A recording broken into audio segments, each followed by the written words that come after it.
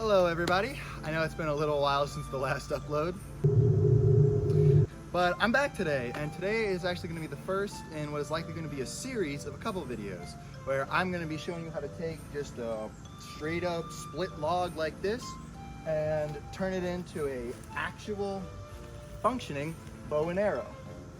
There's a lot that's going to go into it, but like always I say let's just go ahead and get right on into it.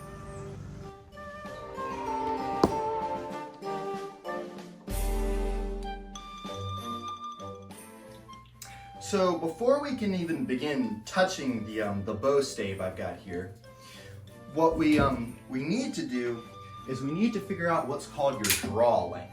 So every bow, is built to a certain size, and that size is based on how far back you can pull the bow, or your draw length, how far you can draw it back. Now, this bow I have here is the first one I built, and I didn't know my draw length. There's a simple calculation you can do to figure out based on your wingspan what your maximum draw length is. But most people tend to draw much shorter than their arms will allow for. This bow was built for about a 32-inch draw length. But in reality, after shooting my bow a bunch, I realized my draw length is really more at a comfortable 27 inches. And so this bow is frankly way too big for me. And the issue with that is that if you are under drawing your bow, you're losing a ton of power, because the further you draw it back, the amount of power increases exponentially.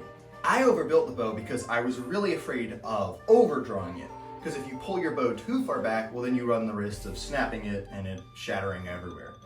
And so I cautiously built this one too big. But now that I know my draw length, what we're going to do is we are going to run the calculation and figure out, based off of a 27-inch draw length, how long do I need to make my bow. Now, luckily for me, I don't actually have to figure any of this out, because I have this book called The Secrets and Science of Building Bows and Arrows. Now, most of the time when I'm kind of learning something on, making chainmail or any of the other little hobbies, I watch a ton of different YouTube videos, and then I kind of combine techniques. But with bow building, there's actually a fair amount of experts out there. And so I've mostly stuck with this one guy named Gill, who is at the Hunt Primitive YouTube channel. This guy is like best around. This is his book that I bought. And so if you guys are going to go, a lot of the information I'm going to use is just from him. So if you are actually interested in doing this yourself, I really advise you to check him out at Hunt Primitive on YouTube. He's just got a lot of great videos on all sorts of stuff. And I really don't want to take any of the credit, because most of what I'm doing is just copying his techniques. But part of what's been so helpful is that in his book, he has, I'll come over here. He's got this little chart. And so as you can see, for a 27-inch draw, I'm going to need a 64-inch bow and then 2 inches on either side for the tips. Now, I am going to overbuild my bow, just again, because I'm new at this. But this I'm not going to overbuild it nearly as much. I'm going to make a 28-inch bow. And so now we just need to mark it on my stave. Okay, so first thing we're going to do is we're going to see how long our little stave is. So this is exactly 6 feet, which is what I cut it to. And so that means, since we're trying to build a 68-inch bow, we are going to want to go ahead and just cut off a little bit from each side. So what I'm going to do, 72, you take away 68 from 72, and that's 4 on each side, or 2 on each side, sorry, 4 total. So I'm just going to make a little mark at 70, and a little mark at 2. And now I know where I should saw off of my stave. Now I'm also actually, just while I'm here, I'm going to go ahead and mark the middle. So you take 72 divided by 2, you're going to get 36, 3 feet. This is going to be right. Since we want our handle to be 6 inches long, we're just going to go 3 inches down this way. 33, a little more there. and then 3 inches this way. And so that is going to be our handle. And then we're going to go down here to about here. That'll be one part of the bow. And actually, let's go ahead. We know where to start our tips. And that is a 68-inch bow with a 6-inch handle. So now we're just going to take it outside and go ahead and get cutting. Now the first thing we've got to do is we got to just shave all this bark off, because we don't actually want any of the bark on while we're doing it. The bark was just left on so that it would dry, all the water would dry out the back of the bow. Now this wood is a cypress tree that I cut down kind of at the end of winter. And at the end of winter, or winter and fall, since it's getting cold, the trees really kind of clamp down on their bark to keep all their moisture and stuff inside. And that's why you get like growth rings on trees. But it also means that this is going to be much harder to take off all the bark than if I had cut this in springtime or summer. But luckily, I've got some handy tools that are going to make this way easier. And so you need to be really careful when you're doing this, because you don't want to shave any of the actual wood fibers. You see, this side of the bow, this side that where the bark is what's called the back of the bow. It's the part that's facing away from you when you're holding it. And that part needs to be perfect, because if there's any kind of scratches or cuts into it, when you pull back the bow, splinters are going to lift off the top. So as I'm doing this, I'm just being really careful not to cut into that little, that layer of wood. Now luckily there's a lot of bark on this, so I don't have to be that careful yet, but you still be cautious.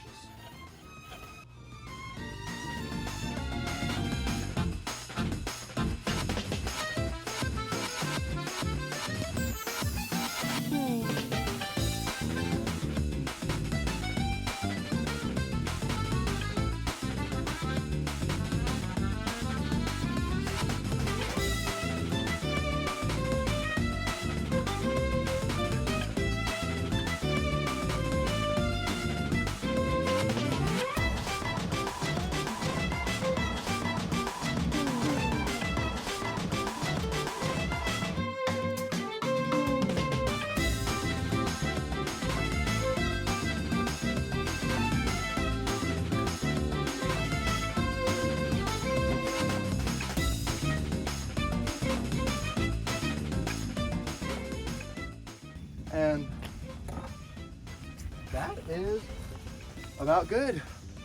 You see, there's still a lot of kind of little bits hanging off, but the thing is that now what we need to do is we're going to trim down the sides a bunch and then kind of get it to its proper dimensions. And then once I've kind of done that, I'll clean this up a bit. But now we're just going to go inside and kind of get it all measured and see how much I'll need to cut off.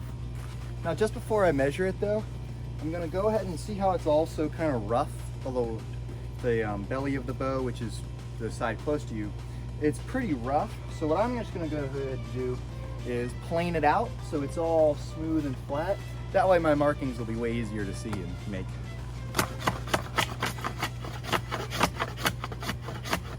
Okay, so now as you can see, we've got our the board is pretty plain now.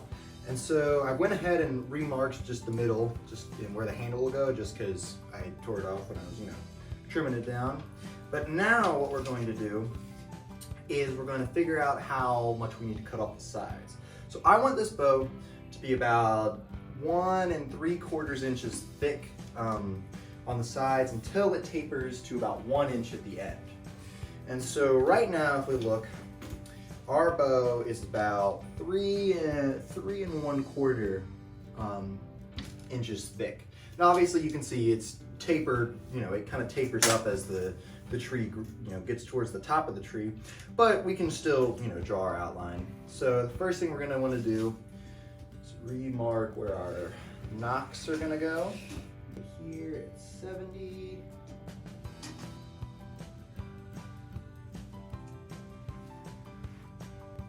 Okay, so now we've got both of our ends marked to 1 3/4 inches. So now I'm just going to draw a line all the way down.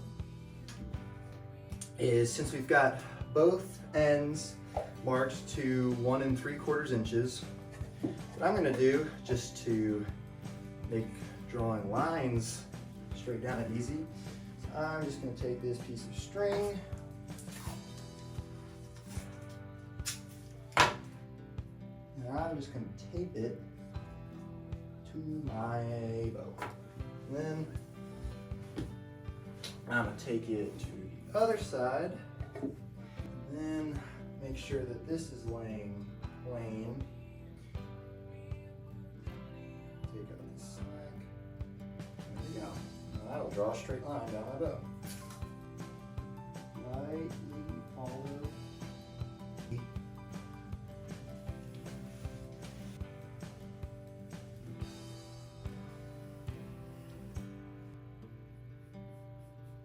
And that is about the rough dimensions of the bow. Obviously the lines aren't super straight, just because they don't need to be. It's, you know, it's roughed out. And it'll be fixed later. But now I just need to trim down to these lines.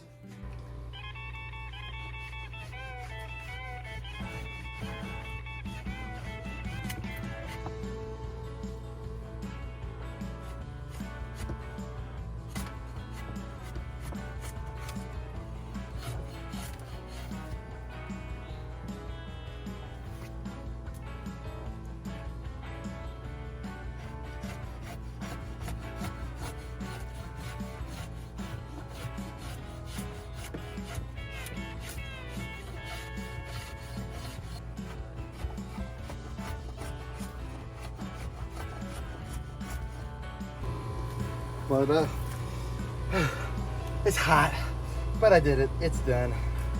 This board is now pretty much the dimensions it's going to need to be, not other than, you know, it being thinned and the handle being carved out. But my friends, that's done. All right, so it's the next day. I went ahead and you can see it's been pretty evenly planed out.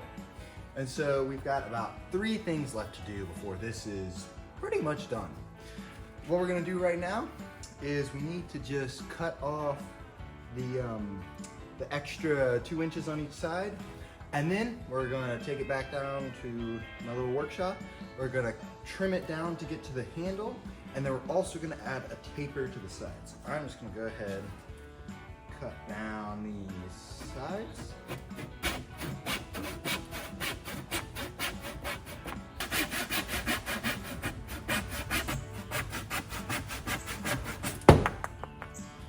Ta-da! Look at that. Nice kilo cambrium off too. Yay! Turn our stave around and get the other side off.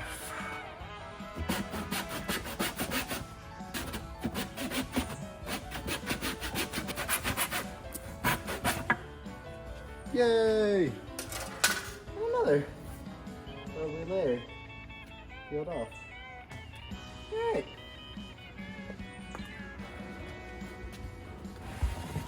And now that is the properly sized stave. Look at that go.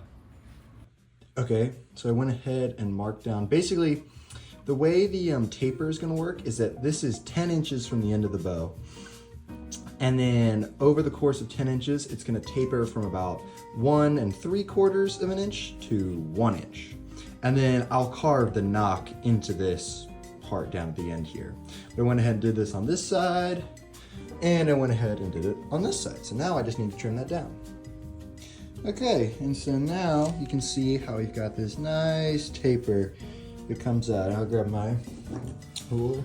It's about 1 3/4 inches on the actual bow, which is what I intended. And then we slowly taper down to about 1 inch down here, which is perfect. And the other side's got it too. All right, and so there we go. That is the handle roughly fleshed out. You can see I really just, all I did to do that was just trim down the arms a bunch. But that's basically it done. I mean, it's you know, I mean, I need to narrow down the handle, but I'm actually gonna wait to do that. What I'm going to go ahead and do is I'm going to what's called force dry the bow. You see, this wood is still what's called green wood, meaning you might be able to see, it's got kind of a greenish hue to it because it's still so fresh, like it still has so much moisture left in it.